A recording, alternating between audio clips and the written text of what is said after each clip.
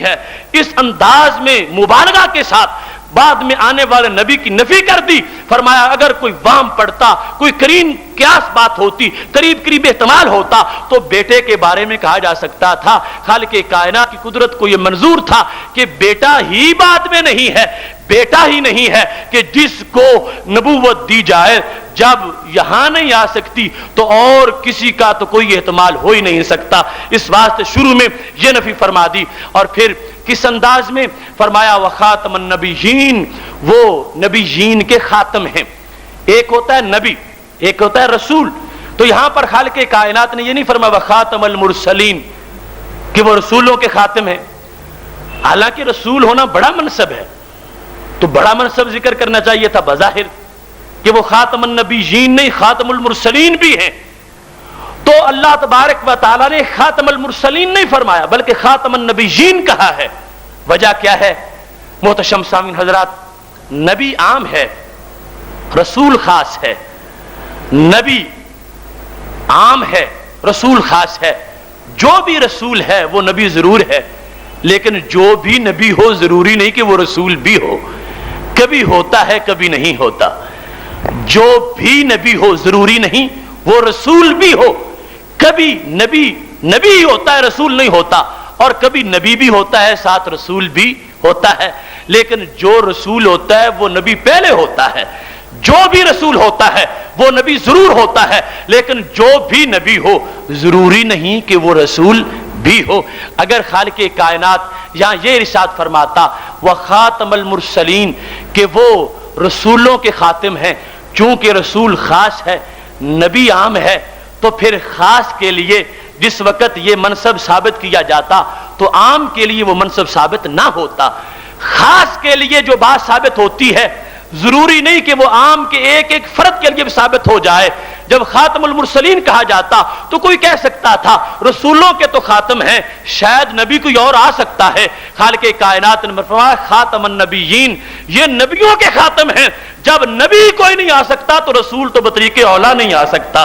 اگر رسالت کی نفی کی جاتی کہ یہ ختم المرسلین ہے، خاتم المرسلین کہا جاتا تو وہم پیدا ہو سکتا تھا، گنجائش باقی رہ سکتی تھی، احتمال ہی ہو سکتا تھا کہ شاید نبی کوئی بعد میں آ جائے. خالق کائنات نے نیچے سے نفی کر دی، فرمایا نبی نہیں کوئی ہو سکتا ان کے بعد، چاہے جائے کوئی رسول ہو سکے.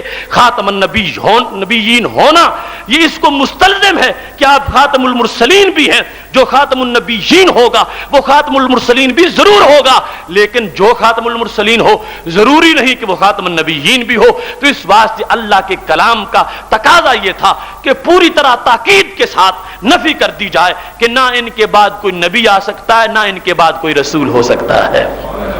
مثال سے سمجھیے، ایک شخص، ایک ہے پاکستانی ہونا اور ایک ہے پنجابی ہونا. پنجابی ہونا یعنی پنجاب جو پاکستان کا حصہ ہے، پنجابی ہونا خاص ہے، پاکستانی ہونا عام ہے. خاص کے افراد تھوڑے ہوتے ہیں، عام کے افراد زیادہ ہوتے ہیں. عام کی نفی سے خاص کی نفی ہو جاتی ہے، لیکن خاص کی نفی سے عام کی نفی نہیں ہوتی. اگر یہ نفی کی جائے کہ فلاں پنجابی نہیں تو ضروری نہیں کہ پاکستانی ہونے کی بھی نفی ہو جائے. پنجابی نہیں تو ہو سکتا ہے بلوچی ہو، سندھی ہو. پنجابی کی نفی سے پاکستانی کی نفی نہیں ہوتی، لیکن پاکستانی کی نفی سے پنجابی کی نفی ہو جاتی ہے. جیسے یہاں پر یہ کہا جائے کہ وہ پنجابی نہیں تو پاکستانی ہونے کی نفی نہیں ہوتی. ایسے ہی جب یہ کہا جاتا کہ ان کے بعد کوئی رسول نہیں تو نبی ہونے کی نفی ضروری نہیں تھی. خالق کائنات نے اس انداز میں نفی کی ہے جیسا کہ کہا جائے کہ وہ پاکستانی نہیں تو اب نفی ہے، نہ سندھی ہے، نہ بلوچی ہے، نہ وہ پٹھان ہے، ہر ایک کی نفی ہو رہی ہے. تو خالق کائنات جل جلالہ نے اس انداز میں عام کی نفی کر دی ہے. عام کی نفی ہونے سے خاص کی نفی ضرور ہو جائے گی، اور اگر خاص کی نفی کی جائے ضروری نہیں کہ عام کی نفی ہو، کبھی ہوتی ہے کبھی نہیں ہوتی. اس واسطے خالق کائنات نے یہ فرمایا وخاتم النبیین، تاکہ ہر احتمال ختم ہو جائے کہ ان کے بعد نہ تو کوئی نبی آ سکتا ہے اور نہ ہی کوئی رسول آ سکتا ہے. محتشم سامعین حضرات، 5ویں نمبر پہ یہاں اس آیت کریمہ میں اللہ تبارک و تعالیٰ نے جو وصف رسول اکرم صلی اللہ علیہ وسلم کو عطا کیا ہے خاتم النبیین، اس کا معنی ہے وقت کے لحاظ سے آخری نبی۔ کچھ لوگوں نے اس کے بارے میں کہا کہ خاتم النبیین کا مطلب ہے اصلی نبی، اور زمانے کے لحاظ سے بعد میں ہونا کوئی ضروری نہیں ہے۔ خاتم النبیین کا معنی کیا؟ اصلی نبی۔ لہذا اگر کوئی نبی بعد میں آ جائے اور وہ کہے کہ میں ان کا سایہ ہوں تو آپ کی ختم نبوت میں کوئی فرق نہیں پڑے گا۔ یہ ایک اختراع تھا اور کفریہ بات تھی جو امت کے اجماعی عقیدے کے خلاف تھی۔ خاتم النبیین کا یہ ہرگز مطلب نہیں ہے اصلی نبی۔ ہر نبی نبوت میں مستقل ہوتا ہے۔ خاتم النبیین کا مطلب یہ آخری نبی، زمانے کے لحاظ سے آخری نبی۔ تو رسول اکرم نور مجسم شفیع معظم صلی اللہ علیہ وسلم آخری نبی ہیں۔ آپ کے بعد زمانے کے لحاظ سے اور کوئی نبی بحیثیت نبی نہیں آ سکتا۔ جو بھی کسی طرح کا دعویٰ کرے گا وہ کذاب ہوگا، جھوٹا ہوگا، خواہ وہ آپ کا ذل قرار پائے، جو کچھ بھی کہتا رہے، کیونکہ خاتم النبیین کا مطلب یہ ہے کہ آپ پر نبوت کا دروازہ بند ہو گیا ہے، اب زمان کے لحاظ سے کوئی بھی آپ کے بعد نبی نہیں ہو سکتا۔ باقی حضرت عیسیٰ علیہ السلام کا دنیا میں تشریف لانا، تو ان کا آنا رسول اکرم صلی اللہ علیہ وسلم کے تابع کی حیثیت سے، وہ اپنی نبوت کا زمانہ گزار چکے ہیں، دنیا میں بحیثیت نبی آئے، ان کی نبوت کا جو زمانہ تھا وہ گزر گیا۔ ہم ان پہ یقین یوں ہی رکھتے ہیں آج کہ وہ نبی ہیں، جیسے سارے انبیاء پہ یقین رکھتے ہیں، لا نفرق بین احد من رسلی، ہم سب کو نبی مانتے ہیں، مگر سب کا زمانہ گزر چکا ہے۔ اب جو نبوت ہے ہمیشہ کے لیے یہ ہمارے محبوب علیہ السلام کی ہے۔ حضرت عیسیٰ علیہ السلام ضرور تشریف لائیں گے، مگر وہ آپ ہی کی شریعت کی ترویج کریں گے اور آپ ہی کی شریعت کو بتائیں گے، آپ ہی شریعت کو آگے بڑھائیں گے۔ وہ اپنا کوئی پیغام نیا لے کے نہیں آئیں گے، آپ کے تابع ہونے کی حیثیت سے آئیں گے۔ یہی تو وجہ ہے صحاح میں بار بار آیا ہے، جس وقت ان کا نزول ہوگا تو ان سے حضرت امام مہدی کہیں گے آپ آگے بڑھیں، آپ جماعت کرائیں، تو انہوں نے کہا بل امامکم منکم، تمہارا امام تم ہی میں سے ہوگا، تم جماعت کراؤ، میں پیچھے نماز پڑھوں گا۔ رسول اکرم صلی اللہ علیہ وسلم کی امت کا ایک فرد جماعت کرائے گا، حضرت عیسیٰ علیہ السلام اس کے پیچھے نماز پڑھ کے اس بات کا اعلان کر رہے ہوں گے کہ خالق کائنات جل جلالہ نے مجھے اس پیغمبر کی نبوت کے تابع کر کے دنیا میں بھیجا ہے، یہ آخری نبی ہیں اور میں ان کی آخری نبوت کو ماننے والا ہوں۔ میں آیا ہوں ان کے دیے ہوئے پیغام کو آگے بڑھانے کے لیے، اور جو ان کی شریعت ہے، جو ان کا قرآن ہے، اسی کو آگے بڑھایا جائے گا، اس کو منسوخ نہیں کیا جائے گا۔ لہٰذا ان کا آنا وہ ایک نائب اور خلیفہ کی حیثیت سے ہے، نہ کہ وہ نبوت اپنے نبی ہونے کے لحاظ سے، نبی ہونے کے لحاظ سے کہ نبوت کا اعلان کریں کہ میں نبی ہوں اور بعد میں ان کی نبوت کا زمانہ آ جائے، ایسا ہرگز نہیں ہے۔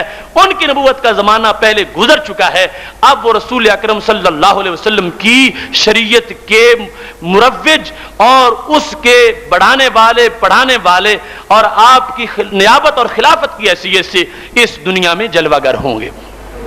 یہاں پر قرآن مجید برہان رشید کا اعجاز جو ہے، یہ رسول اکرم صلی اللہ علیہ وسلم کی ختم نبوت کی سب سے بڑی دلیل ہے۔ آپ جانتے ہیں سارے انبیاء اور رسول علیہ السلام کو اللہ تبارک و تعالیٰ نے معجزات دیے۔ معجزہ دو قسم کا ہوتا ہے، ایک معجزہ حسی ہوتا ہے اور دوسرا معجزہ عقلی ہوتا ہے۔ حسی معجزہ کون سا ہوتا ہے؟ جس کو حواس خمسہ سے سمجھا جا سکے، جانا جا سکے، وہ حسی ہے۔ مثال کے طور پر حضرت صالح علیہ السلام کی اونٹنی پہاڑ سے نکلتی ہے، تو اس کو سمجھنے کے لیے کسی بڑی عقل کی ضرورت نہیں، جو بھی کن ذہن بھی دیکھے گا تو حیران ہو جائے گا کہ کتنا بڑا معجزہ ہے، اونٹنی ہے، جاندار ہے اور بند پہاڑ سے بہر آ گئی ہے، اور اس حالت میں کیسے زندہ تھی اندر۔ یہ کن ذہن سے کن ذہن آدمی بھی متاثر ہو جائے گا اور اس کو مانے گا۔ اگر اس میں کچھ بھی حق کی چنگاری موجود ہے وہ اس کو تسلیم کر لے گا، اور جو سرکش ہے وہ پھر بھی نہیں مانے گا۔ بہرحال حسی معجزہ ان ظاہری حواس سے سمجھا جاتا ہے، اس کے لیے کسی ذہانت کی کوئی ضرورت نہیں ہوتی۔ عقلی معجزہ وہ ہے جو عقل سے سمجھا جاتا ہے، اس کے لیے اس کو زبان سے چکھ کے، آنکھ سے دیکھ کے، کان سے سن کے، ناک سے سونگھ کے، ہاتھ سے اس کو چھو کے نہیں سمجھا جاتا، بلکہ اس کو عقل سے سمجھا جاتا ہے۔ ان دونوں معجزوں میں فرق یہ ہے، حسی معجزہ جب تک حس کے سامنے ہے تو معجزہ ہے، اور جب حس سے غائب ہوگا تو پھر معجزہ نہیں رہے گا, اس کی خبر باقی رہ جائے گی. جب تک حضرت موسیٰ علیہ السلام کا چمکتا ہاتھ لوگوں کے سامنے تھا تو معجزہ تھا, آج معجزہ نہیں ہے, آج تو اس کی خبر ہے. جب تک عصائے کلیم لوگوں کے سامنے سانپ بنا ہوا تھا, لوگ دیکھ رہے تھے تو معجزہ تھا. جب حص سے غائب ہو گیا تو معجزہ ہونا اس کا ختم ہو گیا. حصی معجزہ جب تک حص کے سامنے ہے معجزہ ہے, جب حص سے غائب ہوا معجزہ ختم ہوا. عقلی معجزہ وہ ہے جب تک عقل سلامت رہے گی معجزہ بھی باقی رہے گا, بلکہ ہمیشہ کے لیے معجزے کو دوام حاصل ہو جائے گا. خالق کائنات جل جلالہ نے ہمارے محبوب علیہ السلام کو بہت سے معجزات دیے. تیرے تو وصف عیب تناہی سے ہیں بری, حیران ہوں میرے شاہ کیا کیا کہوں تجھے. اعلی حضرت رحمۃ اللہ علیہ فرماتے ہیں معجزات بہت زیادہ ہیں, مگر سب سے بڑا معجزہ نبی اکرم صلی اللہ علیہ وسلم کا قرآن ہے. یہ سب سے بڑا معجزہ ہے. خود بخاری شریف کی حدیث میں ہے, فرمایا ما من الانبیاء نبی الا وقد اوتی مثل ما آمن علیہ البشر. فرمایا جو بھی نبی ہوتا ہے اللہ اس کو کوئی نہ کوئی معجزہ ضرور دیتا ہے. انما اوتیتہ, مجھے جو معجزہ دیا گیا, وحی اوحی اللہ الیہ, وہ وحی ہے جو اللہ میری طرف کرتا ہے. یہی وجہ ہے کہ پہلے جتنی بھی کتابیں نازل ہوئی ہیں ان میں سے کسی کتاب کا یہ چیلنج نہیں تھا کہ فأتوا بسورۃ من مثلی. نہ تورات نے کیا, نہ انجیل نے کیا, نہ زبور نے کیا, نہ صحائف نے کیا. اللہ کا کلام ضرور تھے مگر معجز نہیں تھے. ایک وحی کا جو اپنا اعجاز ہوتا ہے وہ تو تھا, مگر انہوں نے چیلنج نہیں کیا کہ اگر تمہیں شک ہے تو اس جیسی آیت بنا کے لے آؤ تمہیں مان لیں گے. ایسا ہرگز نہیں کہا گیا. یہ قرآن مجید کا اعجاز ہے کہ جس نے ہمیشہ کے لیے چیلنج دے دیا کہ اگر تمہیں شک ہے تو قرآن کی صورت جیسی صورت بنا کے لے آؤ, تمہیں سچا مان لیا جائے گا. یہ معجزہ محبوب علیہ السلام کا جو سب سے بڑا معجزہ ہے یہ حصی نہیں, یہ عقلی ہے. کیوں؟ اس واسطے کہ آپ کی جب نبوت ہمیشہ کی ہے تو معجزہ بھی ہمیشہ کا ہونا چاہیے. وہ معجزے جو حصی ہوتے ہیں جب تک حص کے سامنے معجزے ہیں, حص سے غائب ہوئے معجزہ ختم ہوا. اور یہ پیغمبر وہ ہیں, نبوت کے لیے معجزے کی ضرورت ہوتی ہے اور نبوت جو ہے وہ لمیٹڈ نہیں ہے, نبوت ہمیشہ کی ہے تو معجزہ بھی ہمیشہ کا ہونا چاہیے. جن کی نبوت یعنی زمانہ نبوت کا محدود تھا ان کے معجزے تھے حصی طور پر, وہ زمانہ گیا معجزے ختم ہوئے. میرے محبوب علیہ السلام کا یہ معجزہ قرآن مجید ختم نبوت کا معجزہ ہے. صدیاں گزر گئی ہیں آج تک باسی نہیں ہوا, صدیاں گزر گئی ہیں آج تک مرجھایا نہیں ہے, صدیاں گزر گئی ہیں آج تک اس کی روشنی ختم نہیں ہوئی. جیسے ہیرا میں چمکتا تھا ایسے ہی آج بھی چمکتا ہے. جیسے اس وقت حجاز سے اس کا چیلنج موجود تھا آج بھی پوری دنیا کو چیلنج کر رہا ہے. جیسے اس وقت تابناک تھا آج بھی تابناک ہے. اس واسطے جن کی نبوت ہمیشہ ہے ان کا معجزہ بھی ہمیشہ کا ہے. یہ دائمی طور پر اعجاز والا معجزہ خالق کائنات جل جلالہ نے رسول اکرم نور مجسم شفیع معظم صلی اللہ علیہ وسلم کو عطا فرما دیا ہے. اس وقت بھی اس کا اعجاز کتنا تھا. ان کنتم صادقین کہہ رہا تھا اگر تم سچے ہو تو کلام بنا کے لے آؤ. اب انہیں یہ نہیں کہا جا رہا مردے زندہ کرو, یہ نہیں کہا جا رہا تم آسمان کو ہاتھ لگاؤ, جو تمہارے بس کی بات ہے وہی تمہارا امتحان ہے. اگر تم بنا سکتے ہو تو اس طرح بنا کے لے آؤ. پھر کیا انہوں نے کوشش کی؟ ہاں ضرور کوشش کی مگر بنا نہ سکے اور ناکام ہو گئے. انہوں نے یہ سمجھا کہ یہ ہم سے ہو ہی نہیں سکتا. دو باتیں سامنے رکھی گئی, یا تو بنا کے لے آؤ یا پھر تیار ہو جاؤ, لاشیں تڑپیں گے, بیویاں بیوہ ہوں گی, بچے یتیم ہوں گے. اگر کر سکتے ہوتے تو قلم کار کے لیے قلم سے سطر لکھنا آسان ہے اور لاش تڑپانا مشکل ہے. لفظ لکھنے آسان ہیں, بیٹوں کو یتیم کرنا مشکل ہے. ایک چھوٹی سی تحریر لکھ دینا 30 سطروں کی یہ آسان سی ہے, ایک سطر کی یہ آسان ہے جو لکھ سکتا ہو. اور پھر اتنی ہمیشہ کے لیے جنگ و جدل کا راستہ, نیزوں کی بارش اور تلواروں کی بجلیاں اور گھوڑوں کے سم, یہ سارے برداشت کرنا یہ بہت مشکل کی بات تھی.